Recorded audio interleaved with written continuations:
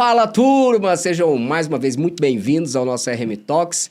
E hoje, sempre a gente... Eu brinco que toda vez a gente vai falar aqui, vamos falar de um assunto de educação, vamos falar de um outro assunto sobre inovação, empreendedorismo. A gente sempre fala de inteligência artificial, né? Então, vamos encerrar o ano falando de inteligência artificial. E para falar de inteligência artificial, aí vocês me desculpem dos outros estados, me desculpem das outras universidades, mas aqui a gente tem o CEIA e eu trouxe o amigo professor Celso Camilo, que é referência, e não é referência só aqui em Goiás, não, é referência global, né? Tem viajado, aliás, tá muito difícil a gente conseguir, inclusive a agenda com ele é uma honra, então tem que marca aí, inscreva, marca, faz anotação, grava, salva, coloca onde você puder para você não perder, porque isso é uma oportunidade incrível para contar pra gente tudo que tem sido feito em IA, explicar um pouquinho, desmistificar algumas coisas. Muito bem-vindo, obrigado mesmo, é uma satisfação enorme, professor.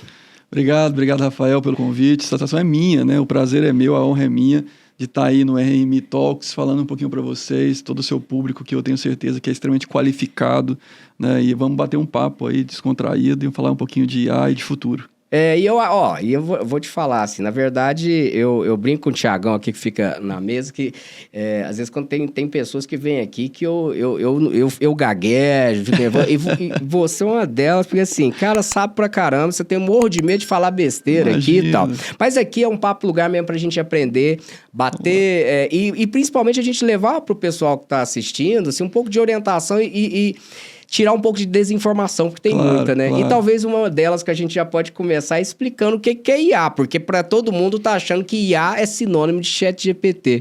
Isso, muito bom, assim. IA nada mais é do que um software, é um software que, mudando o paradigma do software tradicional, ele tenta aprender com exemplos, né? Então, o software tradicional, ele foi pré-programado. Ele tem inteligência? Tem. De quem? Do programador. Então, o programador mapeou todos os cenários possíveis e programou e codificou aqueles cenários possíveis. Se isso acontecer, faça isso. Se isso acontecer, faça aquilo. Está tudo mapeado e pré-estabelecido. Isso é o software tradicional. O software com a IA, o programador não pré-programou tudo. Ele não sabe exatamente tudo que pode acontecer. E ele criou um modelo que consegue resolver ou adaptar ou ter saídas a partir de entradas desconhecidas. Então, a ideia do modelo é aprender a se comportar diante de vários cenários possíveis. Então, o software tradicional, tudo mapeadinho. Se isso acontecer, faça aquilo. Se isso acontecer, faça aquilo. Na IA, eu tenho um modelo que aprende com exemplos. E aí o próprio programador da IA não sabe exatamente a resposta final que a IA pode ter, porque ele não pré-programou tudo. E muitas das vezes a vantagem de usar a IA é que se você fosse pré-programar tudo, você teria anos para fazer isso acontecer. E com o modelo, você pode trazer um modelo mais preditivo ou associativo, ou a gente chama de regressão em cima dos dados. Você chegaria, por exemplo, a dizer, eu poderia dizer que ele aprende, ele ensina a máquina, então, com o que ela deve aprender, e não qual é o resultado? Como é que ele ensina a máquina? Ele ensina a máquina por meio de exemplos. É uma das formas de ensinar a máquina. Então, você dá a entrada e a saída desejada. O meio, que é o software, ele aprende formas de configurar esse software. No tradicional, você dá a entrada, você dá o meio e confere a saída. Então, você dá todo o pipeline, você dá todo o processo. Você dá a entrada, constrói o software que tem pré-estabelecido todas as condições e checa a saída se está batendo com o que você desejava. Na IA, você dá a entrada, dá a saída, mas você não dá o meio. E a própria máquina aprende o meio, que seria o software, para converter a entrada na saída desejada. Por exemplo, se eu pego ali essa evolução do GPT, né? Do generativo, né? Esses modelos de linguagem. Aí eu vou colocando sempre que eu quero uma tabela do Excel. E aí ele aprende que toda vez que eu terminar a tabela do Excel, eu peço o arquivo em Excel. Aí ela fala, não, eu não consigo fazer o arquivo. Aí, de repente, a gente entra lá, eu sei que tem claro, que imagino que tem um desenvolvimento que fala assim, agora você pode gerar o arquivo, mas o aprendizado de como gerar pode ser que ela tenha aprendido sozinha? Sim. Na verdade, o que acontece, vou dar um exemplo mais fácil do pessoal entender. Assim. Imagina que você entra com um 2 mais 2 e você quer o resultado como 4. Na pré-programação, no software antigo, você tinha que desenvolver uma calculadora. Que entrava 2 mais 2, você fazia a conta e entregava 4. No usando IA, você dá o 2 mais 2, duas entradas, e diz, eu quero que saia 4. Dou também 3 mais 3 e quero que saia 6. Dou mais 2 mais 3 e quero que saia 5. Pega todas essas entradas, todas essas saídas e desenvolve a calculadora sozinha. Se vira para desenvolver a calculadora. É uma soma. Ela aprendeu que aquilo é uma soma. E ela gera um modelo que ela reproduz depois um número 1 mais 1, ela entrega 2. Sem nunca ter visto 1 mais 1. Aí eu vou jogar qualquer número ali, ela vai entender que é ela uma vai soma. entender a soma, ela soma. Né? Mesmo ela não tendo aprendido com exemplos que eu não mostrei antes. E o pessoal, assim, todo mundo, né, sempre... na verdade é porque quando populariza, né, geralmente você pega a ferramenta que se tornou popular e costuma fazer ela como sinônimo, né? Igual a gente falava Gillette, né, Sim, como lâmina sim. de barbear, enfim, tem esses exemplos. O ChatGPT, claro que ele tem uma tecnologia generativa, mas a IA não é só isso, Não. né? E também não é só de agora. Não, não. O que vocês poderiam, assim, dar um exemplo que a gente já vê IA, assim, ferramenta de inteligência artificial no dia a dia e que ninguém sabe que tem, por exemplo? As primeiras aplicações de IA datam da época de 80. Tá? Aplicações industriais, data da época de 80. A primeira grande revolução da IA teórica, ela é no meio dos anos 60. Tá? Quando eu começo a ter métodos e técnicas, redes neurais, por exemplo, dos anos 60, e eu começo a aplicar isso a problemas menores. E aí vou para a indústria dos anos 80. Então, desde os anos 80, grandes indústrias já aplicam alguma coisa de IA nas suas operações. E com o andar da carruagem, a gente começou a aplicar em mais indústrias, em mais áreas do conhecimento e mais áreas de aplicação. Então, por exemplo, quando você usa um Waze, que é o roteirizador de veículos, né, de destinos, o Waze é puramente IA por trás dele. Né? Já aprendeu o caminho, vai te... Roteirização é otimização, a otimização tem IA por trás do processo. Quando você usava e-mail e o e-mail classificava como spam, aquele e-mail, a classificação de spam usa a inteligência artificial há muitos anos. Né? E não é generativa, ela era uma classificação. Não era uma base, por exemplo, falava assim, ó, vamos alimentar o domínio.x, hoje nem podia, né, porque senão ia acabar com o Twitter, mas, aliás, eles já acabaram com o Twitter, mas x ponto, não sei o que, vai achar que é pornô, então agora esse aqui já vai pra caixa de lixo. Isso. Mas não era só essa base, então ele estava aprendendo, às vezes, o conteúdo, por isso que ele dizia que, às vezes, o A, B, C era pornô também, porque ele já aprendeu que o conteúdo era... Então, essas classificações, de forma geral, é as formas mais antigas da IA. Tudo que envolve classificação é algo que a IA já faz há bastante tempo. Generativo é mais novo, mas não tem só classificação, tem clusterização, tem regressão, que eu citei os 3 casos aqui, tem associação, e-commerce. Há muito tempo você compra em e-commerce e você diz lá, quem comprou isso também comprou aquilo. Isso é IA. E não é só porque quem comprou isso comprou aquilo do ponto de vista estatístico, é que tem uma associação entre os itens. Então eu sei que há uma proximidade entre o item X e o item Y. Não é só pelo volume de venda em cima dos 2 itens. Não um pré-cadastro que eu coloquei assim, ó, quem comprar furadeira vai querer também chave de fenda. Não. Aquilo é aprendido com os dados. Não só dados de consumo, quanto dados de semelhança dos itens. E a gente tem 2 formas grandes de fazer isso, que uma é pelo item, semelhança do item, e outra coisa é pela semelhança do perfil do usuário de compra. Então você pode dizer, olha, o usuário que comprou isso com esse perfil X, que se você também tem, comprou Z. Tá? E aí você começa a fazer associações de semelhanças que geram recomendações. E isso aí gera, talvez, provavelmente ajuda muito nesse desenvolvimento, nessa velocidade de inovação que a gente tem, né? Porque, por exemplo, eu fico imaginando, claro, não sou da área de programação, tento aprender ainda um pouquinho, mas se você pensasse nessa categorização de e-commerce, né? Então eu vou ter alguém para categorizar, fazer aquele cadastro, classificar, ele vai lá na base de dados, vai dizer, isso aqui sugere esse outro elemento para ele. Quando você tem a máquina, você simplesmente deixa ela aprendendo ali e vai embora, vai tocar outra coisa porque ela já está fazendo o serviço sozinha. Sim. E quando a gente fala de recomendação, tem várias aplicações de recomendação. No e-commerce, o mais comum é essa, né, dos produtos semelhantes, do que você gostaria de ter. O mais famoso da recomendação são os vídeos, são os filmes, né? Pega a Netflix, por exemplo, e aí quando você sugere para você um vídeo novo que você não viu ainda, aquilo é puramente recomendação e tem muito a ver com associação. Então, eu fiquei sabendo que também tem, eu não sabia disso, falaram para mim que a capa do filme também muda, né? Dependendo se é para mim uma capa, para você vai aparecer outra. É mais recente, mas muda. E tem a ver com o perfil. Tem a ver com o perfil de consumo e com a associação do perfil seu com outros perfis. E tem um problema dessas recomendações que chama partida a frio. Partida a frio é o seguinte, um novo usuário acabou de entrar. O que eu recomendo para ele? Quase não conheço ele. Até eu lembro do Spotify, que você vai cadastrar no Deezer, lá você ia selecionando, ó, qual que você gosta. Você tava ensinando a máquina ali, né? Isso. Quando você começa a responder essas perguntas, já é parte do processo de entendimento quem é você, do seu perfil, para fazer recomendação. Associado a isso, eu pego quem são semelhantes a você. Aí eu tenho um problema de clusterização, de agrupamento, que a gente chama do português de agrupamento. Então eu digo, olha, o Rafael se parece com esse grupo de pessoas aqui. Por característica socioeconômica, por característica de gosto que ele respondeu nos primeiros formulários. IP, né? Localização geográfica. Geográfica.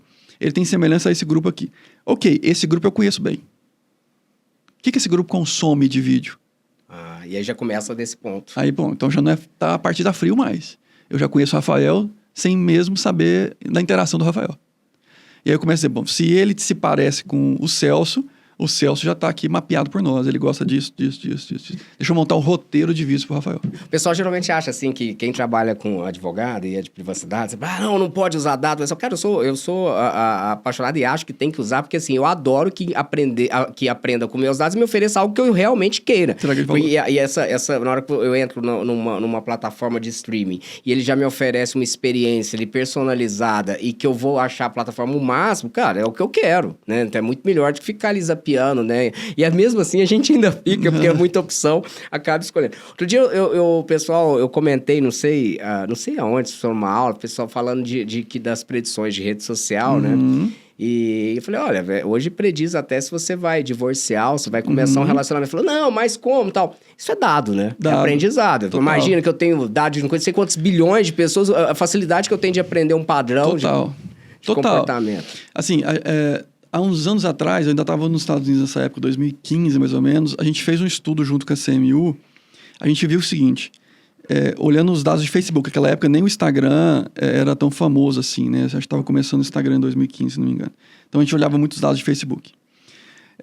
Um ano de uso de Facebook, o Facebook conhece você melhor que a sua mãe. Um ano de dados de Facebook naquela época, que o volume não era tão grande como hoje.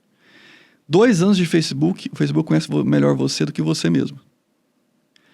Então, quando você fala, olha, vai adivinhar que vai separar, a pessoa, mas como? Porque ele conhece melhor você do que você mesmo. Você pega, por exemplo, várias pessoas que se divorciaram, que mudou o status de relacionamento depois de ter ouvido uma música. Tá? Aí você pega milhões e milhões de pessoas que se repetiram o mesmo padrão e falou, o Rafael ouviu a música, vai... É porque nós somos animais de padrão e de bando. Nós temos que entender a nossa natureza. Nós somos animais de bando e que o cérebro está configurado para reconhecer e repetir padrões. É uma forma do cérebro economizar energia. O cérebro ele não vai, toda vez que você dá uma informação para ele, tentar analisar friamente, detalhadamente, todos aqueles itens que você entregou para ele. Ele vai tentar associar aquela informação que você deu para ele a um padrão, porque uma vez que ele identificou que aquilo é um padrão, ele segue um protocolo que ele já pré-gravou. Ou seja, ele tenta economizar energia. Não é à toa que quando você olha para uma nuvem, você começa a ver bichos na nuvem, objetos na nuvem. Né? Porque o teu cérebro está o tempo todo olhando e buscando padrão.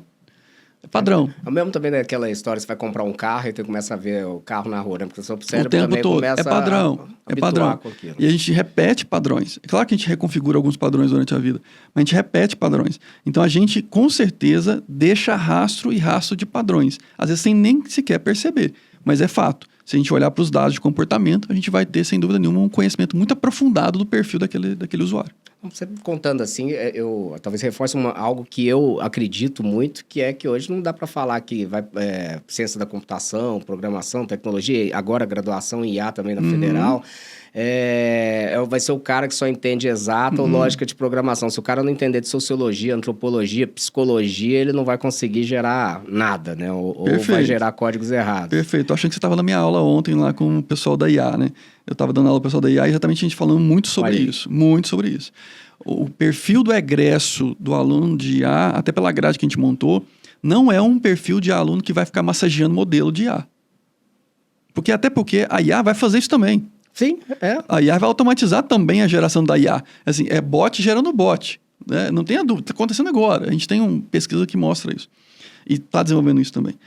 Então, não cabe a um especialista da IA ficar massageando o modelo de IA. Cabe a um especialista de IA ser solver, resolvedor de problemas. Ele vai ter que mapear o problema em uma solução tecnológica. E aí o que você falou, para ele mapear o problema, ele precisa entender o problema. Como é que ele entende o problema se ele não conhece de administração, às vezes de advocacia, de sociologia, de psicologia? O cara desenvolveu um software para administração RP, aí ele não entende nada de gestão de empresa, não adianta não tem nada, jeito, não tem jeito. Imagina cunhar. Não tem jeito. Então, assim, cada vez mais a parte dura da ciência dura, ela está tendo que ficar mais próxima da ciência mole, né? Que eu estou brincando aqui. Quer dizer, ela tem que ficar mais próxima das ciências humanas. Porque a gente vai ter que caminhar para a aproximação do ser humano.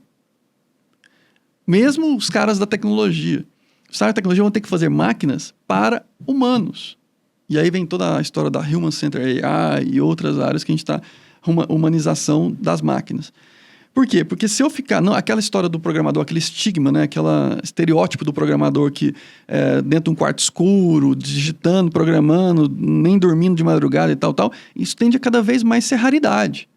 Não tem mais. O cara tem que saber que não sabe comunicar e tal. O cara tem que saber comunicar, o cara tem que entender o que aquele software está fazendo no todo. Né? Aquele perfil introspectivo, ele vai ter que acabar.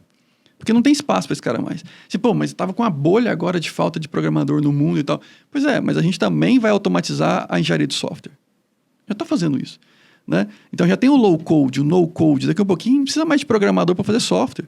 Sim. Especialmente os softwares básicos. Você vai lá, arrasta e cola, fez um deploy de um software. Ou só no generativo você fala ali uma coisa simples ali, ela já cria o código para você. Criou o código para você. Então, assim, a pessoa pergunta ainda para mim, né? E como é que vai fazer com esse déficit de desenvolvedor? Não, esse déficit de desenvolvedor a gente resolve com ferramental. Vai ter ferramental abstrato que as pessoas vão colar e copiar e vai ter um build de um software lá. E no final, quem precisou? Do cara de TI? Não. Precisou do cara de domínio da aplicação. O cara que entendeu do problema.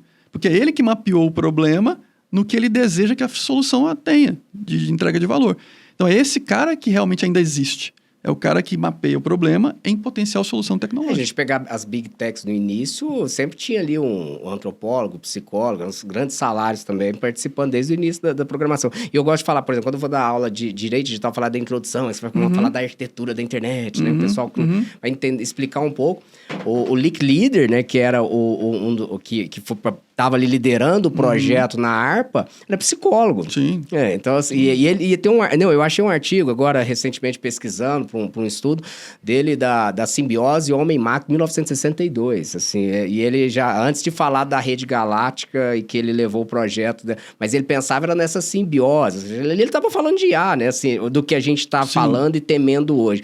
E falar em temor, né, e aí eu quero que você me explique isso. Eu sei que isso é um negócio que é chato, eu nem gosto muito de ficar falando e acho que às vezes deve ser um pé no saco você ficar toda hora, mas vai acabar com o mundo, vai tomar... Mas agora eles estão falando muito, querendo falar aqui da AGI, né? E aí que é a inteligência geral, artificial, né? Você vai me explicar, que é mais esperto que o ser humano. Aí primeiro que eu não entendo nem o que é mais esperto que o ser humano. Qual o ser humano, né? Porque depende muito também disso. Não sei nem o que significa isso. O que é, afinal? É algo muito distante? O que significa esse clamor ou esse receio com essa AGI? É que o humano, assim, né? O humano, ele tenta sempre criar marcos para gerar narrativas, para gerar notícia, para gerar uma série de coisas. Então, a gente acostumou a falar, bom, inclusive, isso veio um pouco do Turing também, do teste de Turing lá atrás e tal, para saber se a máquina realmente era inteligente ou não era inteligente. Para quem não sabe quem é o teste de Turing, você tem basicamente uma pessoa respondendo uma pergunta e uma máquina respondendo perguntas. E quem está fazendo as perguntas não sabe quem é a pessoa e quem é a máquina. E ela simplesmente, pelas respostas, tem que identificar. Isso aqui é uma pessoa, isso aqui é uma máquina. Quando a máquina não for detectada por quem faz as perguntas, teoricamente essa máquina passou pelo teste de Turing e ela é considerada inteligente. Então, ou seja, basicamente responder como o humano responderia às perguntas. Né? Esse é o teste de Turing. A gente, para alguns, a máquina agora, recentemente, passa o teste de Turing. Eu ainda acho que não passa. Ainda é um passo que vai passar, mas ainda não passa. Talvez nos próximos 2 anos, um pouquinho, consiga passar de fato. Ainda é perceptível alguma resposta ou outra que é máquina que está respondendo, que não é homem que está respondendo, né? E aí veio essa história da AGI. A AGI é uma tentativa de falar o seguinte, olha, nós vamos ter uma solução integrada, um assistente virtual, por exemplo, que consegue ser, de fato, de fato, entregar valor no seu dia a dia de forma geral. O que é de forma geral? Ele consegue desde marcar um cabeleireiro para você, como assistente, até ministrar remédio para você, até trazer uma aula, ou construir uma aula para você aprender sobre inteligência artificial. Ele consegue te apoiar no seu dia a dia, como se fosse uma secretária. E integrando as outras ferramentas, por exemplo, se eu falo de uma agenda, ele já vai na outra ferramenta, ele já vai atrás dessa outra ferramenta e vai integrar. Essa é a ideia da AGI. Mesmo que não tenha feito nenhuma integração, por exemplo. Essa é a ideia da AGI. Olhar para tua geladeira e saber que está faltando tal coisa, ou olhar para tua geladeira e saber o que tem na geladeira e já sugerir uma receita para você fazer no almoço. Esse é o papel da AGI. Quase como se fosse um Jetsons, né? Assim, aquela secretária do Jetsons, do desenho do Jetson lá atrás. Essa é a ideia da AGI. Por que isso é tão falado? Porque quando a gente chegar nessa barreira do geral, a ideia é que as pessoas interajam muito mais com a máquina do que faz hoje. Hoje a interação ela é pontual, ela é a interação assim, vou construir um texto, abro o editor de texto e interajo com a máquina construindo um texto. Agora vou ver na minha rede social, aí abro lá a máquina, o celular. Então, ela não é uma coisa ubíqua que a gente chama, né? Ubíqua é estar presente sem percepção da existência. Tá? Então, a ideia da AGI é ela estar presente sem você perceber que ela existe.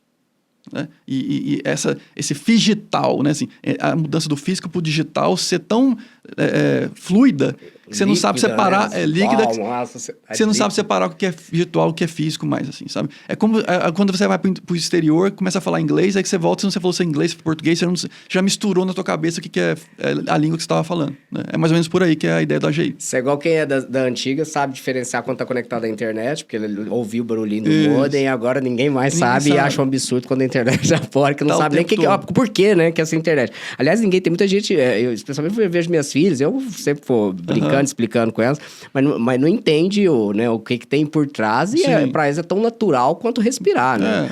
Agora, com relação ao medo, acho que é uma coisa bacana que você colocou aí. O medo é meio natural. Eu estava lembrando esses dias, eu gosto muito, quando eu falo das palestras, eu gosto muito de trazer um pouquinho do passado.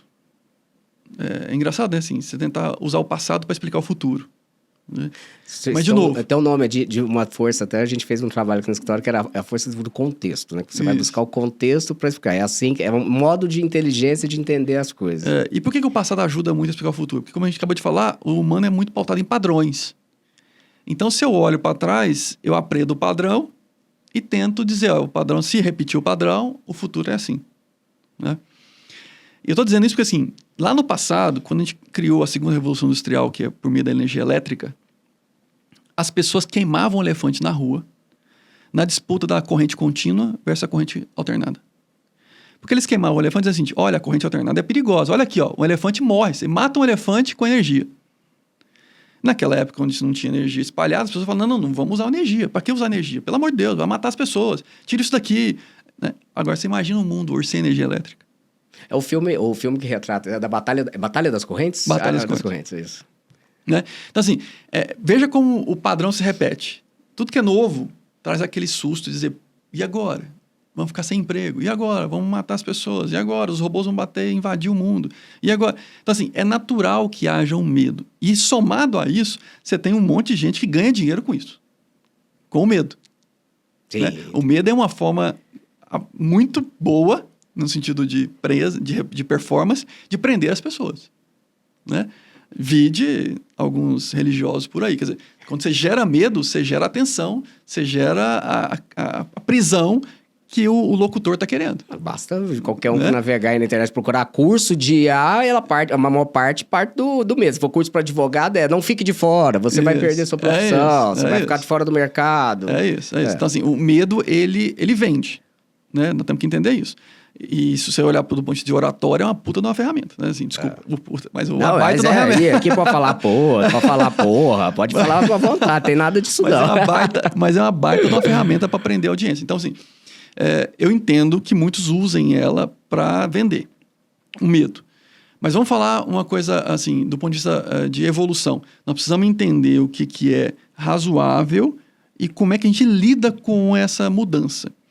Uma coisa que a gente precisa divulgar muito é que as pessoas precisam mudar a mentalidade. Elas têm que sair da mentalidade mais conservadora e fixa, rígida, para a mentalidade de aprender como aprender. Hoje as pessoas associam o aprendizado à dor. Vai mudar de novo isso. Vou ter que aprender isso de novo. Vou ter que fazer isso mais uma vez. Quer dizer, isso tudo a pessoa aprendeu que sair da zona de conforto gera dor. E ela associa isso o tempo todo. Ela quer estabilidade e isso é felicidade para ela. Como o mundo é dinâmico, a chance de acontecer é muito baixa. Ou seja, ela vai estar de dor em dor. Resistindo. Resistindo ao máximo que ela puder. E aí, quando ela estiver quase afogando, ela nada para respirar. Se a gente não mudar essa mentalidade, e aí vem um lado positivo da educação. É tentar transformar a leitura de dor para uma leitura de prazer. Cultura não se muda do dia para a noite. Mas é um caminho. Eu acho que é o melhor caminho que as pessoas podem ter. Se ela entender que aprender é legal, é prazeroso, vai gerar prazer e não dor, ela vai não mais sentir dor ao dizer, tem agora o GPT-5. Putz, acabei de aprender o 4, tem que aprender o 5. Mas que bom que tem o 5. Tem coisa nova, deixa eu ver. A curiosidade, essa coisa da ambição de querer saber mais, de ser apaixonado por aprender, né? Que se deveria ser uma coisa básica para qualquer ser humano, porque o ser humano nasce para evoluir. Ainda mais porque agora é super fácil, você tem informação em todo lugar, você consegue curso gratuito. Hoje você não precisa gastar dinheiro para aprender. E Rafael, olha que louco, você nasce para aprender. Ninguém nasce pronto. É concepção básica do ser humano. É evolução. O pessoal parece estar buscando mais assim, a facilidade, né? Porque isso é bem no chat GPT que aconteceu. A pessoa, eu quero só criar o texto, eu quero criar o trabalho da escola, mas não usar como uma ferramenta para melhorar o seu aprendizado. Aí se o cara soubesse que aquilo ali ele precisava perguntar e questionar até mesmo a resposta, que é o trabalho do aprendizado, você saber questionar mais, talvez não teria tido esse clamor, né? Acho que faz todo sentido o que você está falando. Só que as pessoas, infelizmente, entenderam que aquilo era meio que um processo necessário, dolorido, para que tenham uma profissão, para que tenham um salário. E não entenderam o core do negócio, o núcleo do negócio, que é você nasceu para aprender. A sua evolução depende de aprendizado. Se você não for apaixonado por aprender, você está deixando de evoluir. Ressalvadas assim, resguardadas as devidas proporções, mas eu lembro que a gente, quando começou o processo de digitalização dos processos e assim, houve um clamor também da mesma forma, especialmente no interior, né? E aí também um pouco de falta de bom senso, às vezes, também do próprio poder público, de implementar, às vezes, muito de forma abrupta, sem ter conexão de internet. Caso assim que você chegava no interior e falava, bom, beleza, mas vai ter processo eletrônico. Bom, aí o cara vai protocolar como, né? Mas o temor era sempre de que ele, então, perderia a oportunidade de mercado, porque o advogado da capital, de São Paulo, agora não precisaria dele para ir tirar cópia no fórum. E sempre olhando esse lado do copo meio vazio, né? Parece papo de coach, mas a verdade é que quando eles começaram a perceber, peraí, eu posso advogar em Goiânia, eu posso recorrer, eu posso, aí com a pandemia, eu posso fazer sustentação oral no tribunal, que eu aqui do interior nunca fiz, porque eu precisava me deslocar para a capital. Começa a ver que a coisa, assim, pode ser um aliado. A mesma coisa eu vejo, por exemplo, os mais idosos com receio. Eu lembro meu pai, cara, com usar e-mail. Não vou aprender esse negócio. Hoje não sai do WhatsApp, né? Quando percebe que aquilo ali é bom demais para a vida dele, né? Que pode procurar, né? Restaurante. Tem aquela primeiro, né? Geralmente eles dizem, não, isso que eu não vou dar conta. Mas na hora que vê, que é tanto que é bom, né? Então assim, eu acho que aprender a aprender é uma boa dica, sabe? Assim, aprender a trocar a mentalidade de sair da zona de conforto de dor para o prazer do aprendizado, assim. Eu acho que isso, quem vira essa chave... sobrevive muito mais fácil no mundo moderno. Muito mais fácil. Engraçado que tem muita criança ainda com essa chave conservadora, sabe? Eu vou pra escola. Sabe aquela coisa, tipo... Outra coisa também que a gente cometeu um erro gravíssimo no passado. Associar ciências duras a coisa difícil. Sabe? Associar a matemática a uma coisa difícil. Mas forma de lecionar também, né? Total. Modelo de educação terrível nesse sentido. Assim. As pessoas associavam... Porque é uma linguagem. Assim como você tem que aprender inglês, você aprende português, você aprende matemática. Matemática é linguagem. Matemática não é... E aí, infelizmente, associaram como uma coisa complexa, só gente inteligente. Inútil. E assim, absurdo. Assim. E pior, fizeram isso muito pior com as mulheres, né? afastaram as mulheres do STEAM, da Science, Technology, Engineering, Math, como se fosse, de novo, uma coisa muito difícil, que não está associado com a humanas. E isso para o Brasil, de forma geral, né, para o mundo, mas especialmente no Brasil, os mundos subdesenvolvidos, foi um retrocesso gigantesco. Porque hoje, o que a gente mais precisa são de pessoas da ciência dura, né, para no mundo tecnológico. E, de novo, casado, e é outra coisa também que a gente vai aprender. Deixa eu fazer um retrospecto nesse sentido. A educação que a gente conhece hoje é a educação de massa. A educação da Revolução Industrial. Por quê? Porque a gente teve que gerar educação e formar e capacitar. Tem aqui ainda, obrigado. Tem que capacitar um volume. Tudo que foi feito na Revolução Industrial é para dar volume. Uhum. Vou pegar o caso da moda. Antigamente o pessoal fazia alfaiataria. Né? Cada um vestia uma roupa de acordo com o seu corpo. Aí veio a Revolução Industrial, não, tem que produzir para massa. Como é que eu vou produzir alfaiataria em massa? Vamos definir um padrão aqui. Vamos definir um padrão. Aí começou PMG, e aí fez as indústrias e tudo mais. A mesma coisa na educação. Antigamente, você sentava com mestres, meia dúzia de gente, e ia fazer ali uma arena de aprendizado, e ia discutir assuntos, ia transmitir conhecimento, era personalizado, era meio 1 a 1, acompanhava, tutorial, não. Aí veio a massa. Não, temos que fazer isso em massa. Como é que a gente faz em massa? Padroniza. Educação também. É assim. E é assim até hoje. Então, coloca em sala de aula, 40, 60 alunos, olhando para o professor, o cara é catedrático, tem um quadro ali, vai passar um conteúdo, aquele conteúdo é de aula, cortado em 1 hora. Isso é padronizado. Isso foi feito para dar educação em massa. Um professor, X alunos, e aí vai. Muito bem. O que a gente veio agora e aprendeu? Bom, isso não dá tanta qualidade. Nós precisamos trazer customização para esse processo, que antigamente não foi possível, porque não tinha gente suficiente para fazer. E agora é a era da personalização. Então, a gente perdeu no passado porque a gente teve que massificar. Agora a gente está começando a retomar a personalização dessa educação. E eu acho que a gente vai ter uma janela ímpar na história do mundo, quando a gente começar a olhar indivíduo por indivíduo e começar a criar trilhas formativas por meio da IA, evidentemente, que vai formar essa pessoa de acordo com o estágio que ela está. Então, ela está no estágio 2 e quer ir para o estágio 3. A IA vai fazer uma trilha formativa dela para ajudar ela do 2 para o 3. No assunto que for, na matemática, no português, na biologia, na física, no que for. Então, você imagina o potencial que isso tem para destravar as crianças, os adultos, enfim, ou mesmo a mudança de carreira, ou mesmo essa visão holística, que é o ponto que eu queria chegar. A gente vai ter que deixar de ser aquela educação e aquela formação para o trabalho também, que é uma coisa que a gente fez na Revolução Industrial. A gente foi subdividindo as áreas. Especialidades. Por quê? Porque eu precisava ter um cara que apertava parafuso. O negócio dele era apertar parafuso. Para quê? Não precisava entender para quê. Ele precisava só apertar parafuso bem apertado. E a gente criou, né? O Charlie Chaplin fez esse vídeo famosíssimo e tal, que mostra essa coisa da subdivisão de tarefas ali, né? De apertar parafuso. Não sabe nem por que está apertando parafuso, mas está apertando parafuso. Então a gente criou isso nas profissões. Engenharia, acho que são quase 30 diferentes engenharias. Olha que loucura nós chegamos. Graduação, né? Então, a gente vai fazer uma retomada disso. A gente vai voltar... Porque nos problemas complexos, Rafael, não se resolve o problema complexo de forma unidisciplinar. Impossível. Impossível. Resolve o câncer para mim só com computação. Resolve o câncer para mim só com médicos. Resolve o câncer... Não tem como. Problemas complexos exigem multidisciplinaridade. E aí, você juntar esse povo de novo, aí é a visão holística. É a formação holística. Hoje é muito difícil você ter que pegar um médico, associar a visão dele com computação, com o físico, com o psicólogo, para colocar dentro de um centro, que o americano faz muito bem isso, mas dentro de um centro do chamado câncer. E aí eles começam a pesquisar e resolver problemas ali em relação a isso. Mas por que nós temos que juntar perfis? Se a gente não pode formar diretamente pessoas mais holísticas do processo. Isso é um problema que eu, por exemplo, direito digital, a gente vê isso muito. É um problema seríssimo. Vou pegar só o que é mais do modismo, né? Do direito digital, que nem é só de digital, mas que é proteção de dados, por exemplo.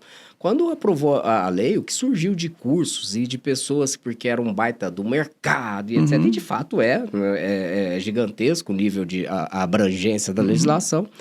E aí as pessoas começam ali a entender uma legislação como se tivesse que ler. E olha só, pessoas da área jurídica, né? Ou seja, tanto acadêmicos, advogados, juristas já consolidados, pegando não juristas mais experientes, não, mas lendo a legislação pura e simplesmente e interpretando de uma forma nu e cru, e isso gerou, até com deficiência até de interpretar a legislação em si ali mesmo. Mas aí quando foi para o mercado, e aí começou de fato a necessidade de você ter entender a operacionalização, saber o que a empresa precisa, do fluxo de dados que é natural e que é necessário. A pessoa não conseguia sair dessa linha. Pra você ter uma ideia, a gente teve gente falando assim de direito à imagem, querendo fundamentar só na LGPD, mas esquecendo que tem Código Civil há muito tempo. Então tem uma série de intersecções que a tecnologia, ela, assim, mesmo na parte jurídica, ela exige. Entender, por exemplo, até questões de remoção de conteúdo. Você entender que, às vezes, tem conteúdo que até por entender como que funciona essa massa, como as pessoas tratam determinadas informações, às vezes é melhor você não mexer. Sim. Às vezes tem umas que compensa você ter uma atitude mais abrupta, não abrupta, mas mais abrangente de remoção de conteúdo. E eu vejo isso muito e vejo preocupado, porque, igual você está falando, na área de exatas, né, você tem ali uma deficiência de profissionais, mas que você, vamos dizer, vai superar, às vezes com a própria tecnologia, com ferramentas. Sim. Na minha área, eu vejo também que as pessoas podem até chegar com várias certificações, mas não é dizer que mas falta ali aquele conhecimento, mas eu não queria muito dizer essa palavra que é o modelo do soft skills, etc. Porque não é só soft skills, é conhecimento interdisciplinar. Soft skills já está, se tiver, já está ótimo, mas o que vai precisar mesmo é esse conhecimento de outras disciplinas. E o cara do direito não quer estudar sociologia, o cara não quer entender um pouco sobre antropologia, história para entender contexto, saber de empreendedorismo. E isso eu acho que é um problema da educação como um todo. Não sei, assim, até que ponto, se a gente for melhorar um pouco essa forma de abordagem do aprendizado, eu acho que, de fato, a gente vai melhorar muito o cenário, e eu não sei o que ponto que a humanidade pode chegar, porque vai ser um aprendizado coletivo, vai melhorar muito, né? Então, daqui 20 anos, eu não estou jogando nem muito tempo, 20 anos, com IA, melhorando a forma que as pessoas estão até utilizando o seu tempo, porque a IA ajuda também. Você já chegou a fazer esse exercício, assim, de futurologia? O que você imagina num cenário ideal? O que a gente pode alcançar enquanto sociedade? Imagina, assim, algumas coisas têm sinais aí. Por exemplo, eu acho que a gente vai conseguir resolver algumas deficiências mundiais. Não resolver, mas lidar melhor com o que a gente vem fazendo hoje. Por exemplo, o acesso à saúde de qualidade. Ou pelo menos parte da saúde de qualidade. Não é agora no início, porque como toda tecnologia, ela gera muito mais um elitismo no início. Assim, só os que conseguem pagar vai ter acesso. Mas com o tempo isso é massificado. E na educação também. Na saúde, por exemplo, quando eu pego a radiologia, hoje tem ferramentas que a gente desenvolve que conseguem dar parecer em cima de raio-x, por exemplo, melhor que qualquer médico do mundo, radiologista do mundo. E agora você imagina, você tem um modelo desse que consegue olhar para uma imagem de raio-x e dar um parecer melhor que qualquer radiologista do mundo. Imagina se eu colocar isso em escala 24/7. Com certeza com um custo muito menor de colocar pessoas nisso, né? Então eu consigo, com modelos como esse, dar acesso de qualidade a muitas pessoas espalhadas no mundo, porque essa máquina está na nuvem. Eu não preciso colocar ela localizada em qualquer lugar do mundo, né? Eu preciso apenas um link de internet. Você precisa deslocar a equipe médica para os rincões da África, para um sertão? Não, qualquer um tira raio-x lá, sobe lá pela internet e tem o laudo, né? Isso assim, eu estou falando da radiologia, você multiplica isso por outras tantas áreas da área da saúde, você percebe o impacto que isso vai ter no mundo, em termos de qualidade de vida, né, em termos de saúde. Isso é uma coisa que a gente precisa ressaltar muito. Toda vez que alguém fala dos malefícios da IA, e tem alguns, é importante a gente ressaltar os lados positivos, né, porque eu falo sempre que a gente não pode ter julgamento de valor da ferramenta. A gente tem que ter julgamento de valor do uso da ferramenta, né? Eu posso usar para o mal ou posso usar para o bem. Lei de Kranzberg. É isso. Se eu for matar a ferramenta pelo uso negativo dela, eu mato, inclusive, o benefício que ela pode gerar. E aí é um problema estúpido da gente, como sociedade, fazer isso. Então, da saúde, eu acho que eu vejo que daqui aí você vai dizer, pô, mas quanto tempo? Tem um lugar no mundo ainda que não tem energia elétrica. Então, também, essa coisa da gente homogeneizar o mundo como uma coisa só, é difícil. Não é possível fazer isso, né? Então, a gente tem que falar de desenvolvimento, tempo e espaço. Nós estamos falando de desenvolvimento aonde, em que lugar do tempo, né? Falando de tempo e espaço, assim, Celso, eu percebo, assim, como usuário, Por exemplo, no último ano, todo dia que você entra numa ferramenta já tem uma novidade, assim, muito de IA, assim, você tem a ferramenta generativa, aí vai liberando umas versões, as versões cada vez melhores, e aí eles vão incorporando em soluções, cada dia tem mais e mais funcionalidades. Tem tido realmente, assim, nos últimos anos, vamos dizer, uma aceleração maior de desenvolvimento, não vou dizer disruptivo, mas de soluções, assim, inovadoras. Eu acho que teve uma concentração de capital em cima dessas soluções. E até saber, assim, se isso tem a ver, vamos dizer, com o OpenAI, ou o que você acha que qual que é a razão para ter tido essa aceleração? Eu acho que de uns anos para cá, com as Big Techs, muito do capital mundial, muito não, mas um pedaço significativo do capital mundial olhou para isso, né? E entendeu que esse mundo é um mundo digital daqui para frente. E, consequentemente, vem direcionando esforços e capital para essas áreas. E isso acelerou, né? Não acelerou só o capital privado, como o público também, né? Muitos governos, e aí muitos mesmo, especialmente os desenvolvidos, direcionam bilhões de dólares, trilhões de dólares para essa área de... Ignoravam antes, agora, não dá para ignorar, verba pública, subsidiada. Hoje é uma questão de soberania nacional. Né? Tem vários planos estratégicos nacionais, China, Estados Unidos, Espanha, a Europa como um todo. O Brasil também tem o dele, de inovação e de IA, mas o fato é que isso virou soberania nacional. Não é questão mais de... A gente fala de guerra hoje muito física, né? A guerra não sei aonde, a guerra do tanque, a guerra do míssil. Isso aí é 10% da guerra. 90% da guerra você não está vendo. Hoje isso sem dúvida. Assim, inclusive, quando você pega esses mapas de ataque cibernético, na época, antes de, vamos dizer, escalar a guerra na Rússia e Ucrânia, você já tinha escalado há muito tempo a guerra cibernética, né? China e Estados Unidos há muito tempo vivem guerreando. Fora vários outros casos já de anos. Então tem muito essa relação. É o investimento que está acelerando, né? Não é porque descobriram o adamante ou um novo minério inovador. Não. Investimento em talentos, aí se reúne talentos e tem bons produtos. É claro que a gente deu alguns saltos importantes falando em IA. A IA, ela vive de saltos, assim, né? Porque vem uma metodologia, aquilo é explorado por meio de talentos, pessoas, né? E aquilo dá uma catapultada. Com o advento das deep learnings, isso melhorou muito o desempenho da IA. Somado o método deep learning com capacidade de computação, ou seja, as máquinas, os hardwares que foram inventados melhoraram muito a capacidade de processamento, e o volume de dados, que também vem de uma consequência de digitalização do mundo, que vem lá da terceira revolução industrial. Não dá para aprender se não tivesse dado, né? Não tivesse dado. E esse acúmulo de dados também não é do dia para a noite. Então, isso já vem preparando esse terreno, né? Então, quando acontece isso agora, não acontece do nada. Acontece desse ambiente que vai sendo gerado. Falando isso, eu lembro quando uma discussão jurídica assim, violenta, que era a questão da Google ler o conteúdo dos e-mails. Então, chegou até no STF, aqui mesmo no Brasil, teve muita discussão nesse sentido. E, pô, você imagina, os caras assim, não é nem que, eu tô querendo saber o que fulano tá fazendo. O pessoal acha, nossa, peraí, querendo saber que e-mail que eu tô recebendo, de quem. Cara, tá aprendendo ali o que aprendeu ali, né?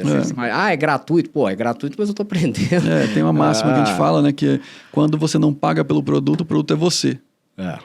Até o livro da Shoshana Zuboff, que eu gosto sempre de falar, mas ela já fala que, na verdade, ali não é nem que o produto somos nós, ela fala muito que nós somos o terreno aonde é plantado o produto, né? Que a gente é um substrato ali comportamental, etc. Isso. Então, assim, o investimento explica muita coisa. E não é de hoje. É um investimento que vem ali há alguns anos, né? Desde quando foi a história do Vale do Silício, começou as Big Techs, né? O capital americano ajudou muito a construir esse cenário das Big Techs.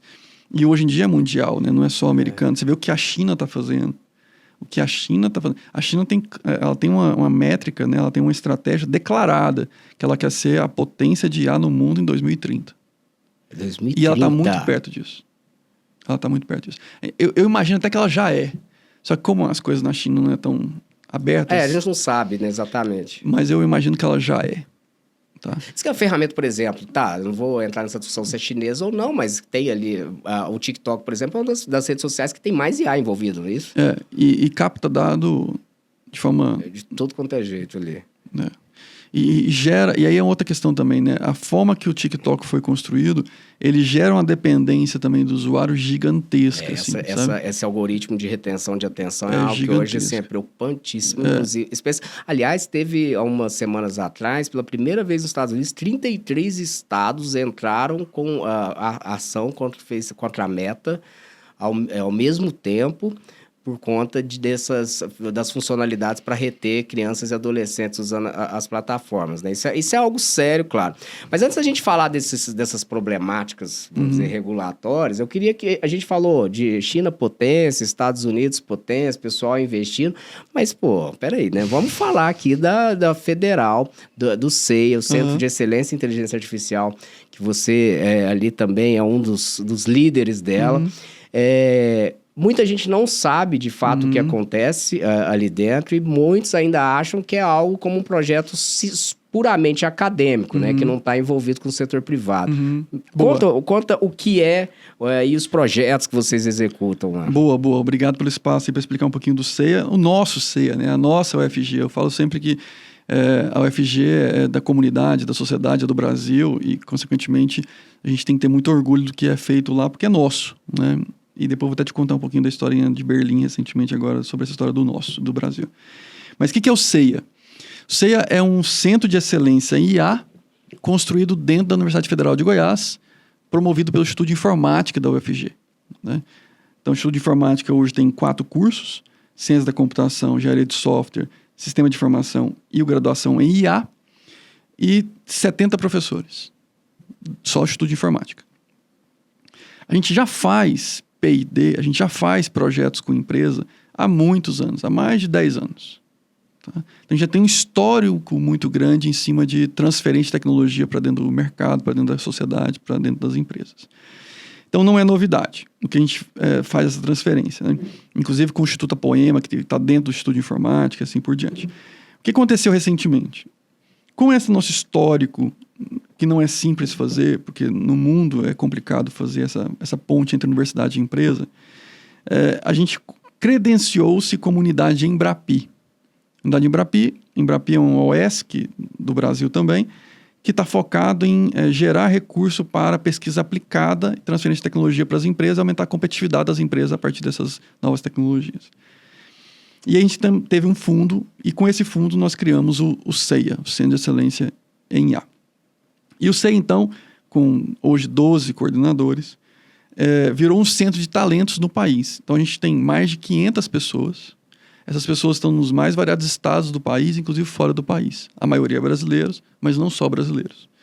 E esses talentos, a gente conseguiu alinhar a visão com esse pessoal de que a gente tem um potencial muito grande em aumentar a competitividade das empresas.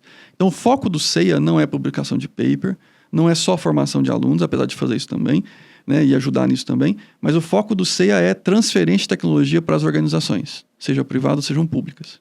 Tá? Então, a gente tem projeto com o TJ, tem projeto com o CNJ, tem projeto com o TCM, tem um projeto com o Estado de Goiás, então a gente tem projeto com o público, mas principalmente com o privado. São mais de 60 empresas hoje. Um projeto agora, que chama bastante tempo, não é agora, né? Que você já tem há muito tempo, mas que eu vejo está sendo noticiado, a questão de carros autônomos, né? Com um lugar também para testar ali, é isso que é diferente agora? Uma das áreas que a gente investe também com um projeto de aplicado, né? Pesquisa aplicada, é em carros autônomos. A gente comprou, a gente já tinha uma pesquisa de carros autônomos menores, um porte menor, inclusive virou uma spin-off, que virou a Syncer. Hoje a Syncer é uma empresa que vende para 5 países diferentes a plataforma do carro autônomo, né? Nasceu dentro da UFG, tá? Nasceu de trabalho de TCC. Tá? Então você vê que tem potencial gigante dentro da universidade. Mas agora, recentemente, a gente comprou um outro carro, um carro já maior mesmo, um carro de rua, né?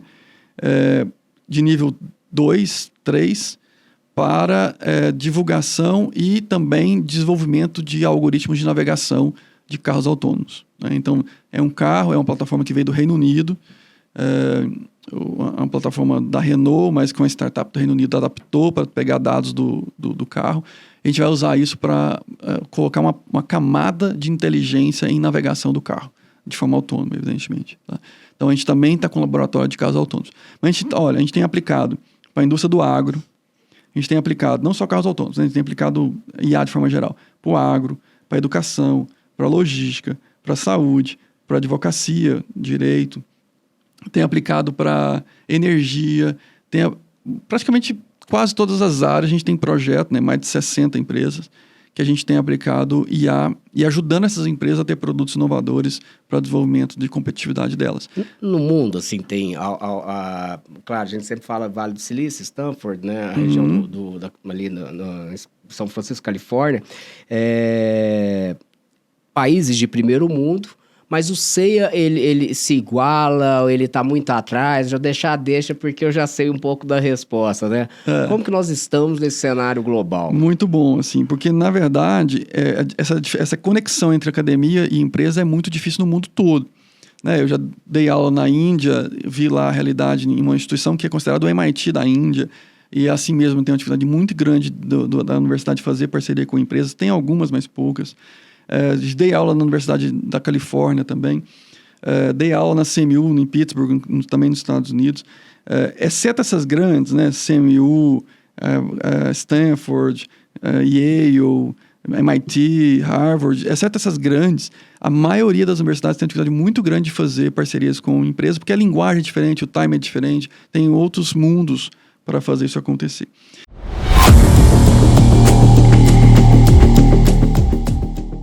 Eu queria saber o seguinte, se dependesse do professor Celso Camilo, que tivesse que falar assim, olha, vocês que estão aí no mercado, o governo brasileiro vai chegar e falar assim, olha, toma aqui, a gente precisa de uma regulamentação. Certo. O que vocês pautaria, assim? Muito bom, assim, eu acho que essa discussão que está em pauta, né, não só no mundo como no Brasil também, a gente sabe que tem aí algumas PLs e algumas iniciativas em relação a isso. Primeiro, totalmente favorável à regulação, tem que ter. Toda tecnologia de potencial agressivo tem que ter regulação. E, de novo, o problema não é a tecnologia, é o uso da tecnologia. Então, partindo desse princípio, a minha regulação é no uso e não na tecnologia. Sim, regular a tecnologia não existe. Você tem que regular o serviço, né, a usabilidade. Mas, infelizmente, alguns falam de regular a tecnologia. Então, tipo, é proibido usar generativo. Não, tá errado. Ao que você usou a tecnologia como premissa da regulação, tá errado. Citar a ferramenta no texto da lei já começou errado. Você tem que usar o seguinte, qualquer que seja o uso tecnológico para a finalidade X, Y, Z, deve ser negada, deve ser responsabilizada, deve ser fiscalizada. Né? E aí acho que começa um ponto importante. Mapear o uso negativo. E aí vale lembrar que você falou, às vezes já tem a lei. Você vai ter redundância, mas tudo bem. Qual o uso negativo que você está querendo prevenir? É do fabricação de notícia falsa? É o de divulgação de informação inverídica? É o de manipulação dos dados para fins, por exemplo, de prejudicar financeiramente o indivíduo? É para laudos médicos que às vezes são equivocados e, portanto, vai gerar uma consequência XYZ naquele paciente? Uma formação educacional onde você vai entrar com conteúdos inadequados para a faixa etária? Quer dizer, o que você está querendo evitar, né, dentro do perfil ético e moral que você criou no bojo da legislação, da regulamentação? Feito isso, aí você vai listar. Isso não pode, isso não pode. Aí agora o ponto importante.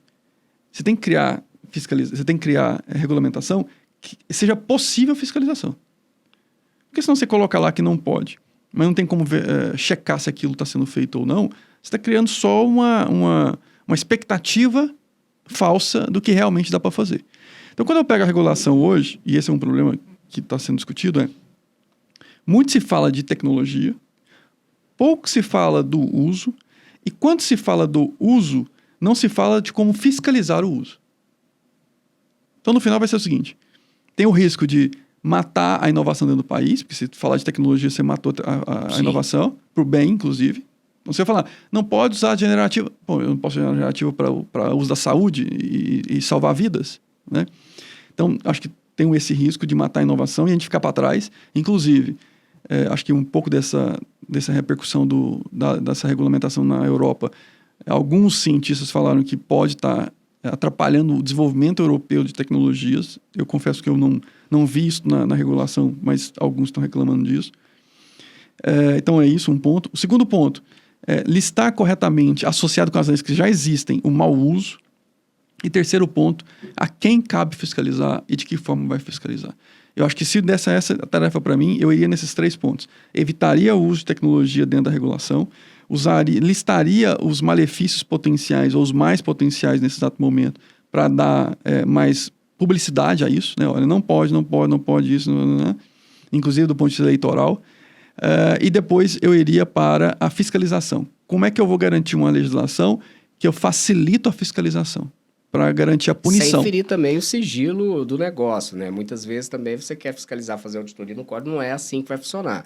Aí vai muito por questão do accountability, produção de relatórios, que tem falado muito, relatórios, matriz de risco, verificar determinados casos que você vai ter que fazer um relatório de impacto, mas isso também gera um custo. Eu acho que muito dessas reclamações na Europa tem a ver com... É claro, tem muito a ver com política, sim, questões de lobby, obviamente, mas há também, se você tem um país que você não tem nenhuma obrigação de produção de documentos, seu custo vai lá embaixo. Você não precisa de advogado, você não precisa de gestão. Você está livre, você vai fazer do jeito que você quer.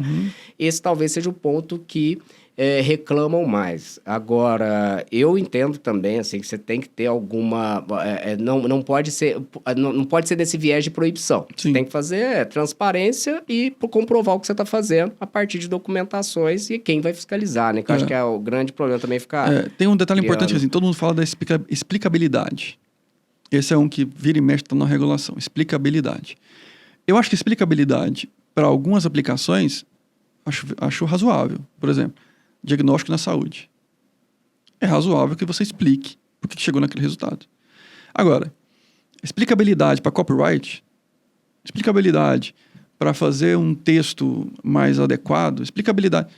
Eu acho que a gente está criando uma burocracia desnecessária. Você tá... Essa discussão de direito autoral, assim, tem várias ações nos Estados Unidos, assim, de usar do que de fato ela utilizou, mas você não consegue identificar que ela utilizou de fato aquele texto de fulano, ela simplesmente gerou um texto parecido. Eu vi um artigo esses dias sensacional falando justamente se fosse falar de... você pede um texto de...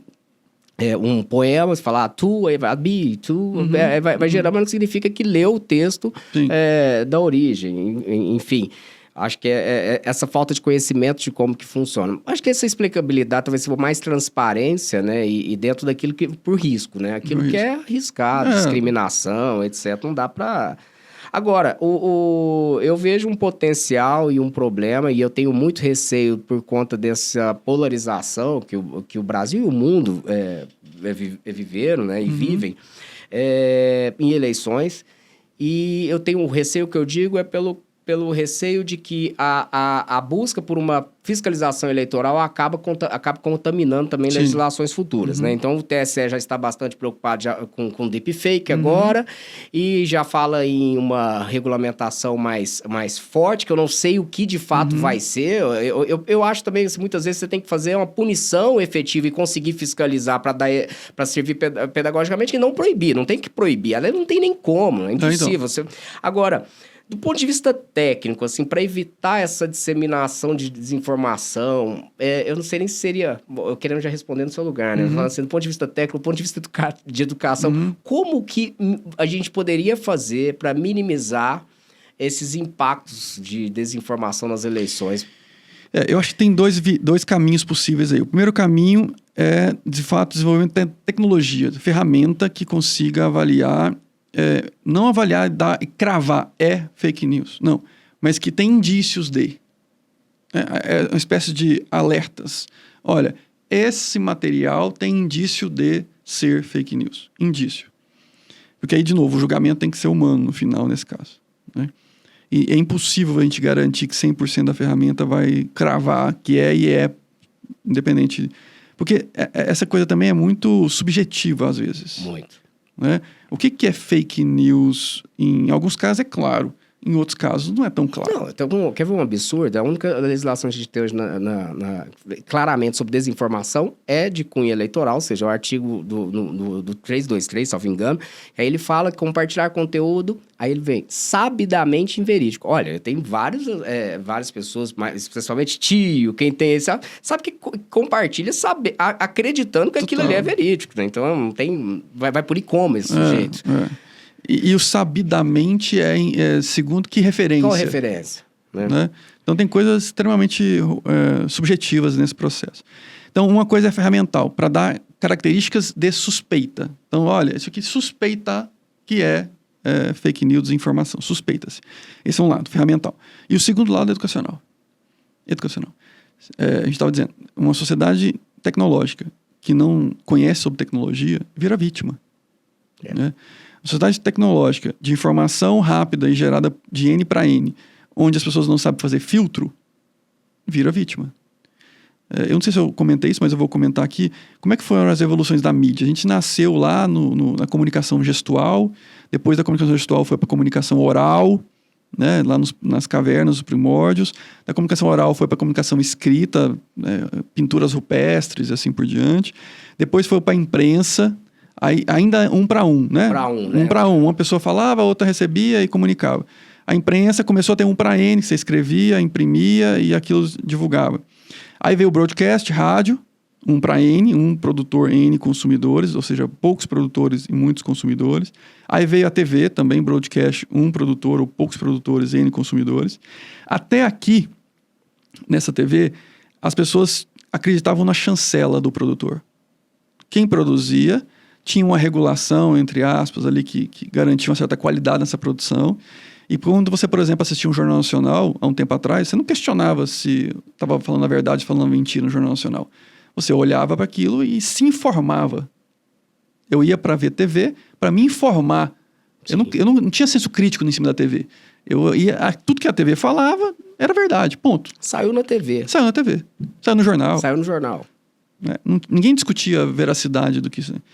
Por quê? Porque o produtor é um produtor chancelado, vamos dizer assim, né? Beleza. Aí veio a internet, N para N. N produtores para N consumidores. Qual é o problema? Os N produtores não têm chancela. Eu tenho uma criança de 11 anos produzindo conteúdo igual a Globo produz. Que uma criança de 11 anos não vai ter minimamente maturidade para filtrar o que ela produz. Se eu não tenho filtro na produtora, eu não tenho filtro no consumidor, que o consumidor não aprendeu a fazer filtro, até então ele tudo que era verdade, aí eu tenho o caos. O produtor que era o responsável por chancelar e por filtrar, não filtra. O consumidor que nunca filtrou, continua não filtrando. Então eu tenho o caos. É isso. Nós pegamos uma terra arrasada, em termos de filtros, sem filtros, e colocamos conteúdo aleatório em cima dela. E foi muito rápido, né? Porque assim, as pessoas que não estavam educadas, que não entendiam que o que vem da internet, né? Poderia ser de várias fontes e que não era mais... Eles colocaram a internet num patamar de veículo oficial, né? Quase como era o Jornal Nacional agora ou é a imprensa agora. Então, você falar assim com uma pessoa mais idosa, falava assim, mas quem que te disse isso? Isso é mentira. Não, mas eu vi na internet, recebido na internet. Aí agora fica assim, né? Quem compartilha que é a fonte de credibilidade. Não, mas espera, eu recebi, foi do seu tio, fulano. e aí acabou, meu amigo. Quem fale que aquilo ali é falso. É isso. E aí vira as guerras de narrativas, né? Aí polarizou o negócio e misturou informações. Então, quando a gente pega isso, qual a solução para isso? Ferramental ajuda, mas só ajuda. O que resolve? Educação. Eu tenho que colocar filtro nas pessoas. Eu tenho que educar as pessoas para ter filtro. Razoabilidade. Peraí, é muito suspeito. É muita, assim, gerou o susto. É filtro. Sim. E eu acrescento, e eu acho que está bem interligado com a educação, que é o fato de você também ter consequências sérias para quem produz um conteúdo, por exemplo, que vai criar um problema em eleição. Tem que ter uma consequência séria. Não adianta falar que vai para um juizado doar a cesta básica, que ninguém vai ficar motivado ou desmotivado a produzir aquele conteúdo. E aí, falando em produção de conteúdo, e para a gente já ir para os finalmentes aqui, infelizmente, porque tem muito tema, e eu acho que esse é um tema que não tem como, ele é infindável, né? Mas acho que a gente tentou pelo menos trazer aqui, dar uma luz aos principais. Mas eu não queria deixar de fazer, de buscar um comentário seu acerca de algo que tem me incomodado enquanto pai também, que é essa produção do deep porn, né? Que esses conteúdos falsos em vídeo, que coloca ali a cara de alguém num vídeo pornô, numa foto pornô, com uma veracidade que antes não se tinha, por conta dessa essa disseminação, essa facilidade de acesso a essas ferramentas. E também, igual o caso da atriz Isis Valverde, ficou mais famoso, né? Que você tira peças de roupa e cria... Ou seja, tudo ferramentas que são geradas, que gera mentira. Ou seja, é um conteúdo que é falso. Hoje já tem legislação que fala de conteúdos íntimos compartilhados sem autorização. Inclusive, já prevê que caso seja adulterado também já é crime. O pessoal agora tá querendo fazer um monte de projeto de lei para incluir. Aí eu falei, gente, já tá lá no artigo, não precisa mudar nada. Agora, vamos falar em fiscalização... tudo bem, tem que dar... a polícia, a delegacia aqui de crimes cibernéticos tem feito um ótimo trabalho, mas se ela for atender a demanda toda, ela vai precisar de mais estrutura, etc. Mas tem um outro lado que, enquanto pai, eu não vejo só a repressão resolver, que essa menina que já teve o vídeo ali divulgado bom... Tem algo do ponto de vista técnico que tem como evitar, assim, para proteger ou para dar uma dica para as pessoas que estiverem nos assistindo, assim, de...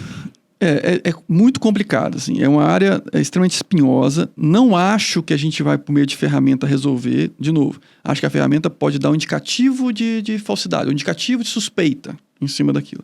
Mas o que vai acontecer, eu acho que esse momento é mais crítico, porque as pessoas estão acostumadas muito com acreditar na veracidade de tudo que é vídeo. Quando proliferar vídeos fakes, aí vai gerar uma cultura da dúvida. Aí não vai ser tão mais danoso quando vaza um vídeo seu, que você fala assim, mais um fake news, mais um vídeo criado, né? Então vai ser mais fácil. O duro é agora que todo mundo está acreditando que tudo é verdade, aí pega uma foto da tua filha e coloca lá, aí vai gerar um transtorno emocional e psicológico gigantesco. E às vezes irrecuperável, que é o que está acontecendo. Então, o que a gente precisa fazer enquanto pais? Primeira coisa, e aí não vale só para os vídeos, o uso dos meios de rede social, especialmente TikTok e Instagram, tem que ser monitorado pelos pais, em quantidade e em qualidade. Pai e mãe têm que entrar nas redes sociais dos filhos, todas, inclusive as que eles criam com outros codinomes. Tem que entrar. Invasão... Não é invasão de nada, é cuidado. Pai e mãe tem que entrar. Celso, você está indicando para o pai e a mãe invadir a privacidade dos filhos. Não. Eu estou falando para o pai e a mãe ser pai e ser mãe, né? Você tem que cuidar porque a realidade é muito ruim.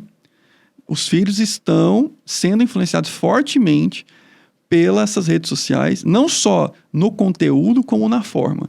Conteúdo, porque está acessando coisas que não são adequadas para a idade. Isso é fato.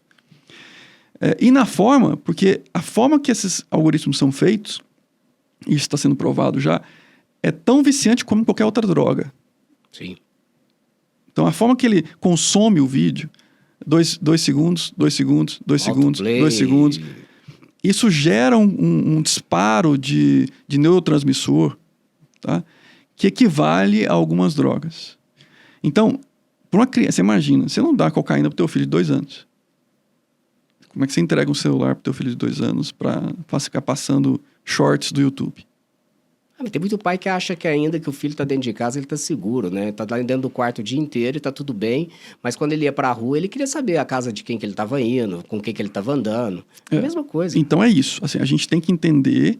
e aí, de novo, na educação dos próprios pais. Porque se os pais não entenderem o risco que isso tem, vai de novo sofrer as consequências da ignorância. Então nós temos que divulgar cada vez mais. Daqui uns anos, a gente vai ter regulação em cima do uso de rede social para criança. Não tenha dúvida. Sim. Não tenha dúvida. Porque como está hoje, é impossível continuar. Não, já tem agora no Reino Unido aprovou, agora nos Estados Unidos também, vários estados também correndo atrás aí com uma regulação, não só limitando, porque na verdade já está limitado por idade, mas colocando mecanismos para que as redes sociais cumpram aquilo que já existe. É isso. Então assim... E aí os pais, na educação com os pais, a gente tem que entrar nas redes sociais dos filhos, a gente tem que orientar os filhos sobre os riscos e a gente tem também que entender que a forma é ruim. Então tira a quantidade. Não deixa o menino ficar 6 horas na rede social. Não dá. A chance do cérebro dele sair muito diferente daqui a algum tempo é grande, é muito grande. E aí você faz um menino desse ficar 6 horas na rede social por dia e fala para ele sentar num banco de escola durante 4 horas e ver a professora no quadro. Não é compatível com a cabeça da criança. A criança está reconfigurado o cérebro dela. né? Ela está acostumada a receber dopamina a cada 5 segundos. Aí a professora vai falar, ela faz uma piadinha a cada 2 horas. A criança hoje não aguenta ficar 10 minutos sem ter o que fazer, né? Eu já vi minha filha, às vezes, e olha que a gente tenta o máximo controlar possível, o máximo possível fazer esse controle, mas às vezes ela tá assim, acabou de ir para uma casa de um amigo, passou a noite na casa do amigo, já outro dia tem uma festa de aniversário e tal, e de repente para ali 20 minutos, nossa, tô entediado, não tem nada para fazer. Eu falei, meu Deus, como assim? É isso. Vai olhar pro tempo. É isso. E a gente tem que entender que isso tem que ser lidado, tratado pelos pais, pelos tutores. Sim. Não dá para abrir mão disso.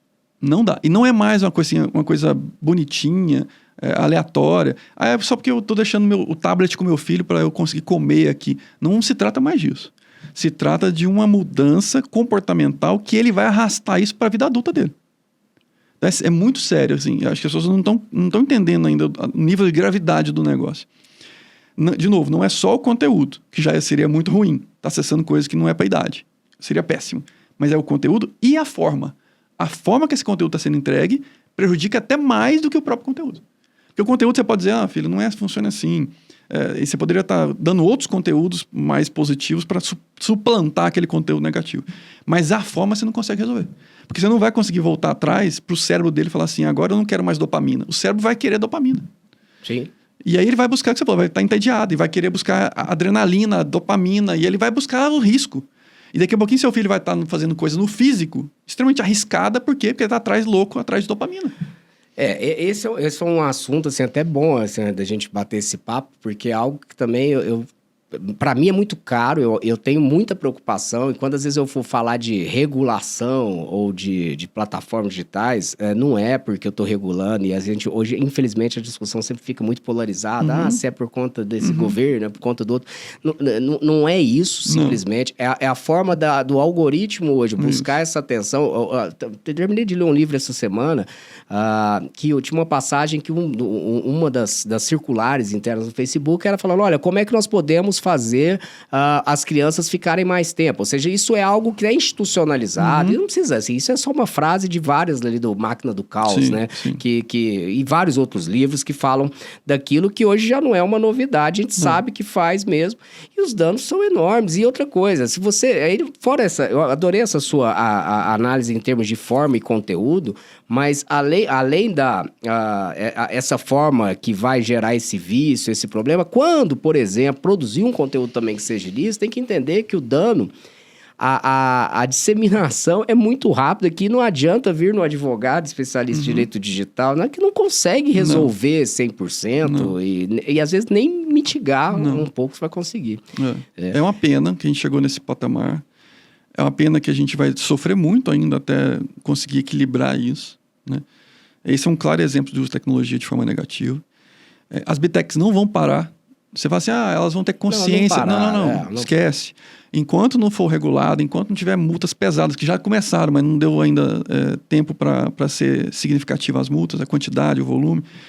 Enquanto isso não pesar caro no bolso, caro no financeiro do caixa dessas empresas, não vão parar. E vão começar a parar mesmo na hora que o usuário começar a boicotar. Sim. A hora que o usuário começar a boicotar o uso, cair a atenção, cair o engajamento desse pessoal, mesmo ele gerando conteúdos que vão provocar o engajamento, cair o engajamento, ou seja, fiscalização e assim por diante, aí, evidentemente, por questão de mercado, eles vão repensar a forma que estão fazendo e vão começar a ter rede social, tipo, essa rede social é uma rede social que não te prende. É igual hoje a gente já vê, por exemplo, igual a Apple faz com privacidade, né? Olha, eu não estou vendendo mais a câmera, eu estou vendendo um dispositivo que protege as suas informações. Isso, nós somos socialmente legalizados. Aqui você configura. Aqui você manda na sua timeline, né? Coisas como assim que vão acontecer para diferenciar do mercado. Quando? Quando essa marca de cadeia, assim, né, de preso que a gente vai chancelar nessas redes sociais atuais, começar a ficar mais divulgado, aí vão vir outras né, Vão no vir Oceano outros Azul. problemas. E vão vir outros problemas. Eu acho que o principal é o que você falou, o pai educação. tem próximo. Aí tá a educação, porque hoje vai ser esse problema de rede social, daqui 10 anos vão ser outros problemas. Isso. E se a gente sempre achar que alguém vai resolver, ou a escola, Não. ou outro... Geralmente quando vai falar de... Certamente perguntam muito para você, vai falar de tecnologia para proteger a criança dos males das redes sociais ou da IA, eles estão esperando que falem numa ferramenta, né? Sim.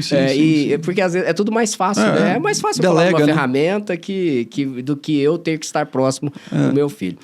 Bom... Mas só para finalizar, assim, eu acho que é super importante, eu sei que esse assunto não acaba, mas essa questão de como você tem que ser responsável por essa mudança com o teu filho, inclusive em você, né? A gente olhar, hoje o brasileiro usa mais de 5 horas e meia, em média, o celular no dia. É 1/3 do tempo acordado. 1/3 do tempo acordado é muito tempo. Então, assim, a história do... o discurso convence, mas o exemplo arrasta. Eu tenho me policiado muito, assim, e tenho já tido uma boa experiência, inclusive em relação à ansiedade e estresse. Quanto mais eu me distancio, especialmente finais de semana, minha qualidade de vida tem melhorado muito. Nem só falar da tela do dormir, é dormir tranquilo também, porque eu passo um dia menos exposto à informação, e as pessoas hoje querem respostas imediatas, né? Eu costumo falar dicas bem rápidas, assim, bem precisas. Não, fantástico. Vamos lá. Primeira, dicas do professor Celso Cavalli, já vou botar aqui. Primeira, faça higiene do seu feed. É porque as pessoas, de novo, elas querem usar a ferramenta, mas não querem, né, gerir a ferramenta. O que é a higiene do feed? Cara, uma vez na semana, você vai passar por todos os seus seguidores e as pessoas que você segue e vai questionar, por que essa pessoa está no meu feed mesmo? Que conteúdo que agrega essa pessoa está trazendo? Ou está me gerando necessidades e vontades e prazeres que eu, na verdade, não gostaria de ter? Porque assim, você pode perceber que o algoritmo te joga alguma coisa que você ou falou, ou pesquisou, né, e você lá e clicou. Quando você clica, velho, então, acabou. se parar um pouquinho ali, já acabou. Era. Aí, aquilo, a frequência, isso é outra coisa que gera gatilho mental. A frequência te faz ter desejo. Tá? Então, tudo aquilo que aparece te faz ter desejo. Quando você começa a ter desejo, você começa a buscar mais informação daquilo. Aí vira uma bolha, você começa a ter mais desejo. Então, por exemplo, eu quero trocar de carro. Começa a olhar no seu feed, o que tem de carro aparecendo, eu quero trocar de casa. Começa a olhar no seu feed, como é que está o número de casas que aparece lá de vendedor, de corretor, de não sei o quê, né, ofertando casa e casas bonitas e casas agradáveis. Então, você começa a fazer, você tem que fazer gestão de feed. Limpeza de feed. Uma vez na semana, você tem que ir lá, tira, e a dor de tirar é imensa. Faz esse teste em casa. Tenta tirar alguém do seu feed. Se você não sentir uma dorzinha, você tá bem. Se você sentir uma dorzinha, você tá mal. Já é um sinal que você tá mal. Eu não vou ficar sabendo mais o que a pessoa tá fazendo. É né? isso. Olha como o negócio, a psicologia tá totalmente envolvida, né? A psique totalmente envolvida na ferramenta. Então, primeira coisa, gestão de feed. Segunda coisa, busque fora da bolha. Que assunto você quer saber que aparentemente não tá no seu feed, mas que você tá de forma proativa, não espere o algoritmo te sugerir. Vá atrás de um assunto para colocar no teu feed. Então, na mesma forma que você tirou, coloque. Coisas que realmente te interessam, coisas que realmente você quer aprender sobre. Então, você tirou, colocou. E, por fim, tempo de uso. De novo, a forma. Se você não mexer no tempo de uso, você está refém. Não é só o conteúdo, é a forma. Então, você tem que ir reduzindo 10% por semana.